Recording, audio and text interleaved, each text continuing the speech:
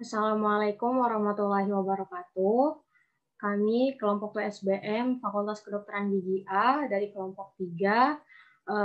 Saya sendiri yang Fadila Putri Zakia, lalu ada Zahra Daifatul Azizah, Feby Valerie Jacob, Nimade Egira Dwi Cahyani, Sisilia Bomolani, Lea Jean Manggalatung, Nurul Anissa Rahman.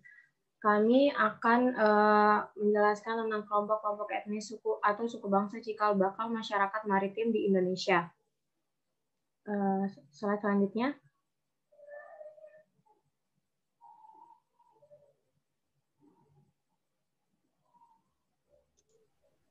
Saya akan menjelaskan mengenai suku Bajau. Suku Bajau atau suku Bajau adalah pelaut nomaden yang menguasai perdagangan di Sulawesi Selatan sebelum abad ke-16 dan tersebar di Indonesia, Malaysia, dan Filipina. Nama Bajau atau Bajo merupakan nama yang diberikan oleh orang dari luar suku Bajo, yang artinya mendayung perahu dalam bahasa Lamaholot. Untuk sesama orang Bajo menggunakan istilah sama yang merupakan singkatan dari kata sama-sama. Sedangkan untuk masyarakat dari luar suku Bajo, mereka menyebutnya dengan sebutan bagai atau orang asing. Bagai itu adalah sebutan untuk semua masyarakat pada umumnya selain dari orang Bajo itu sendiri. Untuk pemateri selanjutnya, saya persilahkan. Kemudian persebaran permukiman suku Bajo. Pemukiman suku Bajo dapat dijumpai di perairan Selat Malaka, tepatnya di Pulau Laut dan pantai timur Kalimantan sekitar Bontang. Kemudian di Teluk Bone, yaitu di Pulau Bajoe yang berhadapan dengan Wat Pone. Kemudian di daerah Nusa Tenggara, yaitu di Pulau Alor dan sekitarnya. Di Kepulauan Banggai di sebelah timur Sulawesi, di Teluk Tomini, terutama di Kepulauan Tongian dan di Torosiaje. Di Maluku Utara, di Kepulauan Bacan dan Halmahera, di perairan Laut Sulawesi, baik di pantai Sulawesi Utara, Kalimantan Timur, hingga Sabah Timur maupun Kepulauan Sulu. Kemudian saya persilahkan pemateri selanjutnya. Ya, selanjutnya yaitu bahasa suku Bajo. Bahasa yang digunakan orang Bajo adalah bahasa Bajo yang berbeda dari bahasa Bugis atau Buton dan umumnya menjadi bahasa pergaulan di wilayah pesisir. Dalam bahasa Bajo tidak ada tingkatan atau strata. Bahasa Bajo di suatu wilayah akan berbeda dengan bahasa Bajo di wilayah lainnya. Contoh dalam penyebutan benda. Orang Bajo guring di Mire menyebut sampan dengan lepo, sementara bagi Bajo Wanci, sampan disebut bibido. Bagi Bajo Sumbawa, sampan disebut dengan sebutan jungko. Selanjutnya yaitu suku Bajo sebagai masyarakat maritim. Yang pertama, suku Bajo merupakan pengembara laut yang sangat tangguh. Sebagian dari mereka tinggal di dalam rumah perahu yang disebut lepa atau lepa-lep air atau tepi pantai. Mata pencaharian mereka yang utama adalah penangkap ikan atau nelayan. Setiap hari mereka berlayar ke tengah laut menuju tempat yang menurut pengalaman mereka terdapat banyak ikan. Berkaitan dengan hal itu, perpindahan orang Bajo dari satu wilayah perairan ke wilayah perairan lainnya sangat dipengaruhi oleh daur atau siklus penangkapan ikan. Selain dipengaruhi oleh siklus penangkapan ikan, pengembaraan suku Bajo juga dipengaruhi oleh arah angin dan derasnya. Orang Bajo dikenal sebagai pelaut gulung yang hidup matinya berada di atas laut. Tidak hanya laki-laki, perempuan di suku Bajo pun terbiasa ikut melaut. Orang Bajo juga tidak sedikit yang melakukan penangkapan yang umumnya di sana mereka akan memancing ikan hiu. Laut bagi suku Bajo bukan hanya sebagai tempat mereka lahir, tetapi juga tempat mereka akan menetap hingga akhir hayat. Selain itu, laut juga merupakan tempat mengadu nasib dan menggantungkan seluruh harapan bagi warga suku Bajo. Laut dianggap sebagai cermin dari kehidupan masa lalu, kekinian, dan harapan masa depan. Laut juga dianggap Laut juga dianggap sebagai kawan, jalan, dan persemayaman leluhur.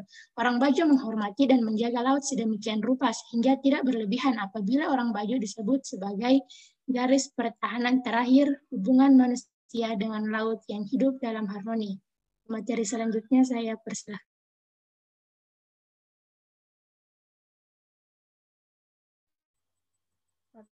Materi selanjutnya yaitu kearifan lokal orang Bajo.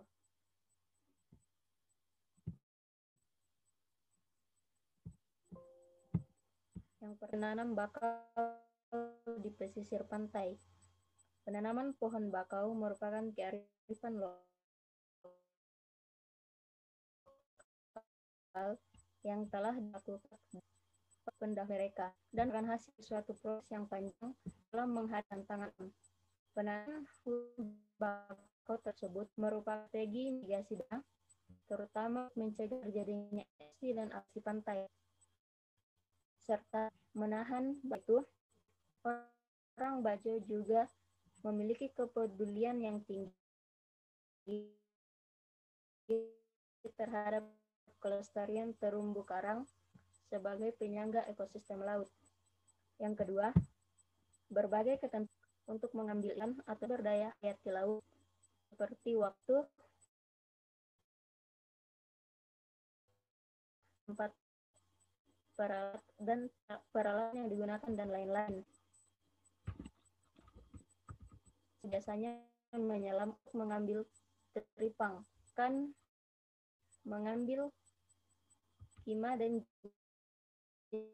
jenis kerang lainnya. Bulan September sampai bulan Desember menangkap ikan dengan pukat atau jaring. Bulan April merupakan masa istirahat karena pada waktu itu adalah masa pancaroba. Di saat nelayan Bajo tidak melaut, mereka akan menggunakan waktu untuk memperbaiki peralatan tangkap mereka. Kepada pemateri selanjutnya, saya persilahkan. Baik, saya akan memaparkan tentang permasalahan orang Bajo. Yang pertama itu sulit menyesuaikan dengan lingkungan baru atau daratan. Orang Bajo merupakan masyarakat dengan laut sebagai rumah. Orang Bajo sudah terbiasa hidup dengan lingkungan laut seperti guncangan-guncangan ombak dan terpaan angin kencang. Tetapi hal itu membuat mereka jarang atau bahkan tidak pernah berinteraksi dengan masyarakat kota dan desa yang serba teratur. Pemerintah pun menganggap bahwa orang Bajo perlu untuk dibina dan dibudayakan dengan cara mendaratkan mereka. Namun ketika cara tersebut diterapkan, orang Bajo malah mengalami kesusahan. Sebagai contoh, orang Bajo dahulunya jarang berjalan kaki karena mereka lebih banyak menggunakan perahu untuk berpergian dari satu tempat ke tempat yang lain. Tetapi ketika cara tersebut diterapkan, orang Bajo harus lebih banyak berjalan dari suatu tempat ke tempat yang lainnya. Kebiasaan yang berbeda itu mendatangkan persoalan fisik yang serius, terutama bagi masyarakat Bajo yang sudah lanjut usia. Cara mendaratkan orang Bajo juga diterapkan pemerintah dengan menyediakan rumah dan kebun untuk bercocok tanam. Tetapi tampaknya tidak banyak warga yang dapat melakukan hal tersebut. Yang kedua, rendahnya tingkat pendidikan. Sebagian besar anak-anak Bajo hanya lulus sekolah dasar. Hal ini disebabkan oleh kondisi yang mengharuskan mereka membantu orang tua mencari nafkah di laut sehingga tidak dapat melanjutkan sekolah ke jenjang yang lebih tinggi. Yang terakhir yaitu kemiskinan. Kemiskinan dapat dilihat dari rumah-rumah suku Bajo. Terlihat bahwa rumah-rumah orang Bajo di berbagai tempat sangat sederhana, kumuh, dan kotor. Kemiskinan ini disebabkan oleh beberapa hal, yaitu orang Bajo hanya mengenal budaya, petik, dan makan untuk memenuhi kebutuhan sehari-hari. Tetapi adanya bahan kebutuhan hidup lainnya seperti beras, gula, garam, dan solar yang harus dibeli Konsep petik dan makan tentu tidak dapat dipertahankan lagi sehingga dikembangkan menjadi konsep petik dan jual. Lalu ada konsep petik oleh orang Bajo. Mereka tidak memiliki kemampuan dan pengetahuan bagaimana cara mengolah hasil tangkapan mereka yang dapat memberi keuntungan langsung bagi perekonomian mereka tanpa harus menyerahkan hasil tangkapan mereka kepada para pedagang pengumpul atau koordinator penjualan hasil tangkapan. Kemiskinan juga disebabkan oleh kebiasaan hidup boros dengan menghabiskan semua penghasilan sekaligus. Hal ini disebabkan oleh orang Bajo yang beranggapan bahwa laut telah menyediakan semua yang mereka butuhkan dan mereka dapat mengambilnya hampir setiap saat. Kebiasaan boros ini juga mendatangkan musibah seperti orang Bajo yang terjerat hutang dan ironinya hanya bisa mereka bayar dengan tenaga dan keringat mereka. Sekian, saya persilahkan ke pemateri selanjutnya. Baik, terima kasih. Selanjutnya mengenai analisis SWOT atau Strength, Weakness, Opportunity, and Threat untuk mempersiapkan orang Bajo sebagai sumber daya manusia maritim berkualitas. Yang pertama adalah Strength atau kekuatan. Orang Bajo merupakan masyarakat laut sejati yang hidup hingga matinya berada di laut. Sejak kecil, orang Bajo telah dididik menjadi terbiasa dengan laut. Hal ini menyebabkan orang Bajo sangat mengenal laut dan sangat terlatih dengan segala kondisi baik maupun buruk. Kemudian orang Bajo dapat dikatakan sebagai nelayan yang sangat profesional dalam menjalankan bidangnya dengan maksud yaitu menangkap sumber daya laut dengan tidak berlebihan dan di waktu-waktu tertentu menggunakan alat yang aman serta tidak merusak ekosistem laut. Selain itu, melalui kekuatan yang dimiliki orang Bajo, pemerintah dapat memanfaatkannya dengan melatih masyarakat Bajo tidak hanya sebagai nelayan, tetapi juga sebagai penjaga laut dari gangguan-gangguan seperti kapal-kapal asing atau illegal fishing yang handal dan terlatih yang didukung oleh kemampuan masyarakat Bajo dalam mengetahui seluk-beluk lautan. Hal ini dapat menghasilkan sumber daya manusia maritim yang berkualitas dan juga sekaligus menambah lapangan pekerjaan untuk orang Bajo. Pemateri selanjutnya saya persilahkan. Baik, kemudian di bidang weakness-nya, di saat laut menyediakan kelimpahan yang tidak terbatas, orang Bajo hanya bisa memanfaatkannya sebatas menangkap dan mengambil kelimpahan tersebut dengan cara yang baik dan benar. Tetapi masyarakat Bajo tidak memiliki pengetahuan untuk mengolah dan memasarkan hasil tangkapan mereka. Hasil tangkapan yang telah susah payah mereka dapatkan malah akhirnya akan dijual ke pedagang pengumpul hasil tangkapan dengan upah yang tidak seberapa untuk memenuhi kebutuhan pokok mereka sehari-hari.